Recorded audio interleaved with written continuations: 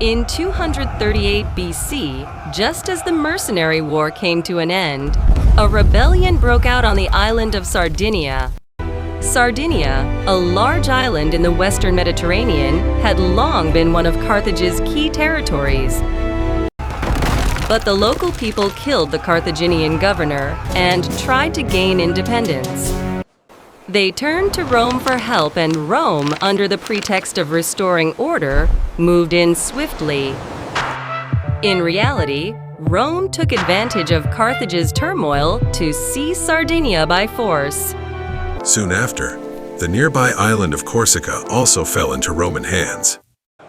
Carthage protested fiercely and even threatened war, but exhausted by war debts and the aftermath of the mercenary war, it had no strength left to fight. In the end, Carthage had no choice but to surrender both islands. Rome merged Sardinia and Corsica into a single province and went even further, demanding an additional 1,200 talents in indemnity. This left a deep scar on Carthage's pride. Losing Sicily was one thing, it was a defeat in war.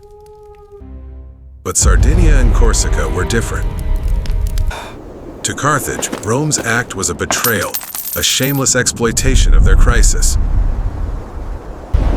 Hamilcar's anger burned more fiercely than ever. He felt that even in Sicily, he could have kept fighting Rome, but his leaders back home had surrendered too easily. Now, seeing Sardinia and Corsica stolen as well, his fury only grew deeper. That resentment would be passed down to his son Hannibal. It's as if Hannibal was born with it, a kind of inborn hatred, a vow of vengeance against Rome running in his blood. As a side note, today, Sardinia belongs to Italy, while Corsica is part of France. Later, the great European hero Napoleon would be born on the island of Corsica.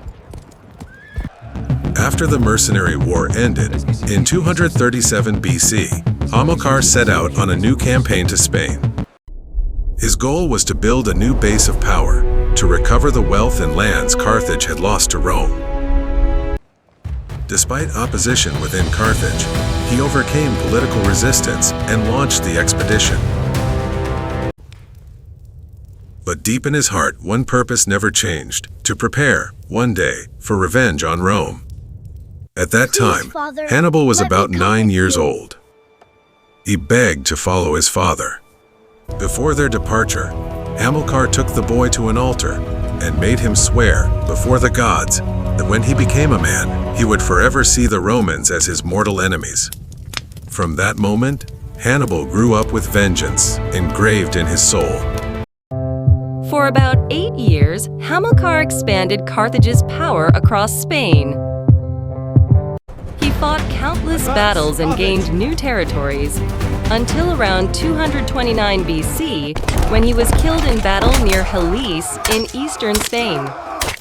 After his death, command passed to his son-in-law, Hasdrubal. Hannibal, still only about 18, was too young to take command. Unlike Hamilcar, Hasdrubal focused less on conquest and more on diplomacy.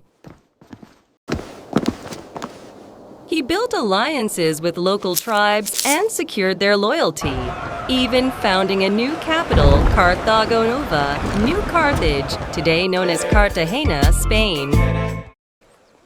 In 221 BC, Hasdrubal was assassinated by a vengeful Spaniard. And so, leadership finally passed to Hamilcar's son.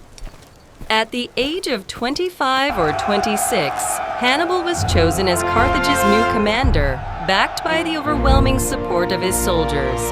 In 226 BC, while Hasdrubal was still alive, he signed the Ebro Treaty with Rome. We stand at the Rome, precipice of a great uneasy change, about Carthage's and the rapid decisions expansion we in make Spain, today- sought to contain it through this agreement. According to the treaty, Carthage would keep to the south of the Ebro River, and Rome would stay to the north. But there was one problem: the city of Saguntum. Saguntum lay south of the Ebro River, so technically, it belonged within Carthage's sphere of influence. However, Rome maintained a friendly relationship with the city.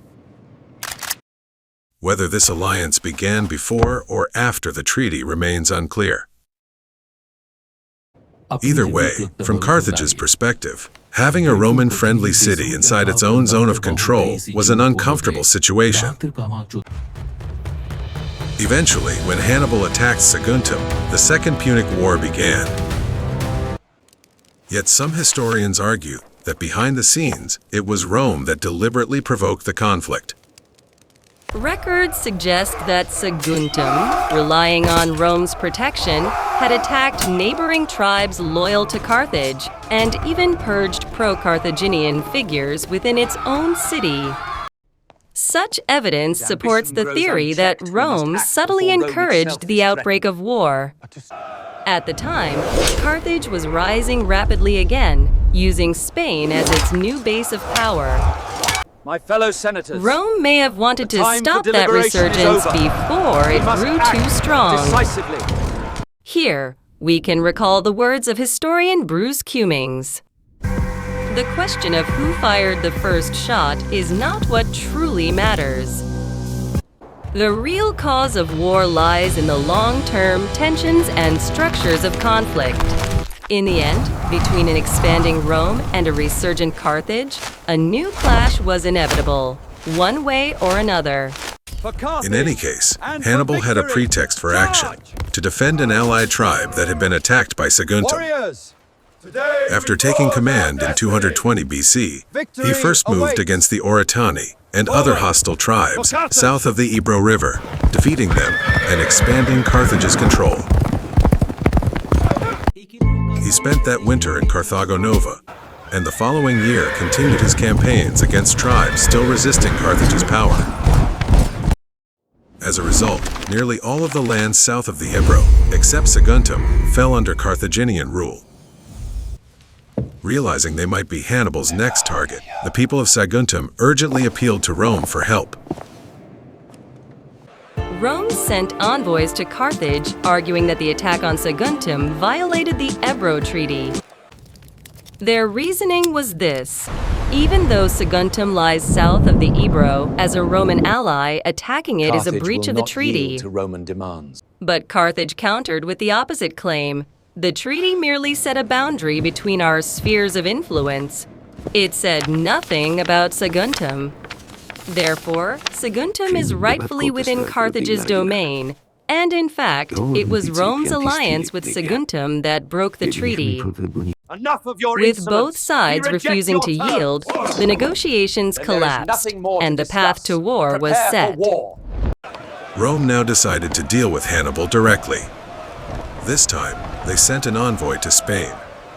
But at that moment, Rome's forces were already engaged in the Second Illyrian War, so they had no troops to spare for Saguntum.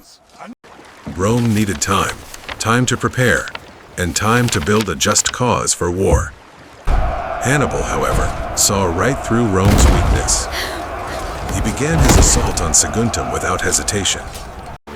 The Roman envoys never got to meet him. Hannibal's officers met them on the coast, claiming that the interior was unsafe due to local uprisings.